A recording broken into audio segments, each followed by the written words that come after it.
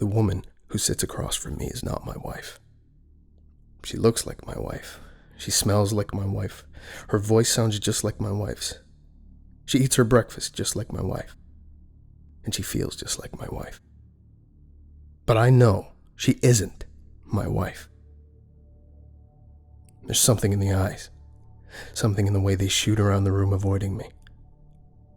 It's something in the way she speaks, how her tone flattens at the end of each sentence. There's something not quite right in how she saunters across the floor, swinging her hips a little too wide, lifting her feet a little too far. I don't know what that thing across the table is, but it's not my wife, and I've become increasingly convinced that it means to kill me. The changes happened over a year ago. We'd happily gone off camping in the Sierra Nevada mountains. The days were spent hiking forest paths, and at night we'd keep each other warm. Then, one fateful afternoon, we were separated in a pouring thunderstorm. I lost the path and started running through the trees, searching for my wife in the flashes of light and streaks of darkness. For hours, I stumbled through the wilderness calling for her, refusing to admit that I was lost myself. Suddenly, I burst through the undergrowth into a grove of tall oaks. The clouds broke, and the moon spilled into the open copse, bathing it in silver light. My tired legs collapsed under me, and I fell to my knees, whispering her name under my breath. Sophie. Sophie, where are you? Suddenly a voice cut through the cold night air. Danny? Is that you? She stood behind me, covered in the silver light, looking like a marble statue. I rose to my feet to embrace her. We spent the night huddled together under the towering trees. The next morning, as we picked our way back to the trail, was the first time I noticed something wrong. She was leading the way, but she kept glancing over her shoulder at me as if trying to judge my expression. She told me she was worried about losing me again. At the time, that was enough of an excuse to set my mind at ease. We managed to find the trail and return to our camp. The rest of the trip crept by as I felt an increasing sense of unease. Each time I looked at her, something new seemed a little off. The way she kept glancing back unnerved me until I insisted that I hike in front. But that was no better, as I could feel her eyes boring into the back of my skull. I didn't like how she inched slowly away from me as we sat around the campfire. The situation only worsened when we returned home. The familiar settings served to exacerbate the subtle inconsistencies between the person in my house and the woman I married. Whenever I was with her, she became quiet and withdrawn. Her once joyous smile was reduced to the mere facsimile of a wax model. I could feel her shiver when I drew close, and her skin tensed when I touched her. Worst of all, she never stopped staring. Whenever we were together and I was looking away, she would cast a suspicious eye on me. Sometimes I would catch a reflection and wheel around, and she would glance away and avoid eye contact. With subtle questioning, I tried to bring up these strange new habits of hers, but she always slipped away from an answer. As the weeks passed, I felt more disconnected from Sophie than I ever had before. She began to avoid me, always ducking out of her room as soon as I entered it. The tension in the house was palpable. In the back of my head, I knew something was terribly wrong, but I couldn't quite identify what it was. Then one evening, when she was out of town, I ran across a pile of photo albums. As I flipped through them, a realization struck me.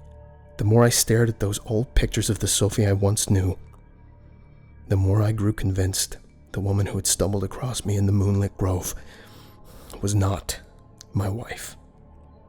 She returned, and as she opened the door, I sat gazing at her. It didn't make any sense, but the truth was obvious. Some dark magic that night had replaced my Sophie with a mysterious doppelganger, whose ultimate intentions I could not guess. The copy, the fake, threw another plastic smile at me, then disappeared up the stairs. Her ceaseless gaze grew 100 times more unbearable as I imagined what evil intentions lurked behind those hazel eyes. I doubled my covert observation of the thing, always keeping it in the corner of my vision, never letting it stay behind me. This is the hell I returned to every day. And at night, I had to lie next to its curled form, not daring to sleep lest it strangle me in the darkness. 13 months, and I couldn't stand it any longer. I'd begun to drink, which only served to intensify the creature's odd behavior. The form of Sophie had taken to pacing the halls, moving from room to room in some enigmatic ritual. I was absolutely convinced that the thing meant to kill me. What else could that strange gaze mean, as it peered around the corners and through the open doorways at my exposed back? I would turn, and I would hear her feet patter down the hall and the door slam. It was watching me. Always watching me. The thing and I stalked around the house in an absurd dance of scrutiny and evasion. The few times we were in the same room together became sessions of awkward silences and paranoid glares. By now, I was sure the creature knew I suspected it. I had to get rid of it, or I would go mad if it didn't kill me first. My chance came from the creature itself. It had come down the stairs one night and talked through my wife's lips of how it wanted to plant a row of trees in the backyard. I gazed into the copy of my wife's eyes as it asked me to dig a trench to put the saplings in. With a struggled smile, I nodded and told her I would start right away. The horrible thing leaned forward and kissed me on the cheek. I had to restrain myself from snapping its neck right there. I spent the next several days digging the hole. It needed to be long and wide and deep. At night, I locked myself in the study and planned. I prepared an alibi and rehearsed my next steps. The plot was to lure the creature out to the pit, kill it, and bury the body. The next day, I would file a missing persons report. When the cops came, I would tell them that I had returned home to find Sophie missing. A few weeks later, they would knock on the door and tell me, regretfully, that the search had been called off. I would cry and bawl and hold a memorial service for my wife. Then I would sell the house and move on with my life. The trench was finished. My plan was ready. I slipped a knife into my pocket and walked inside. "Sophie, I finished digging. Can you come down and tell me if the pit's big enough?" The thing appeared at the door and walked up to the pit. "Yeah, that looks like it'll fit all the trees. Actually, you dug a little deeper than I needed. Thanks, hon." "No problem," I replied, as I crept up behind her, reaching for the dagger in my coat. Suddenly, she swung around and hugged me. "Thanks, sweetie," she beamed at me. "Now then, would you like the honor of putting in the first tree?" I turned to pick up one of my saplings, my hand creeping back towards my pocket, steeling myself for the task that lay ahead. Then something heavy hit the back of my head. Stars exploded before my eyes as I fell down into a black nothingness. I woke up. I was lying at the bottom of a pit. I tried to stand and realized I was bound head to foot in ropes. The thing crouched at the edge of the pit, a bloody shovel in her hand. She glared down at me. "Good. You're awake. Now who or what the hell are you?" "What? Honey, what's going on?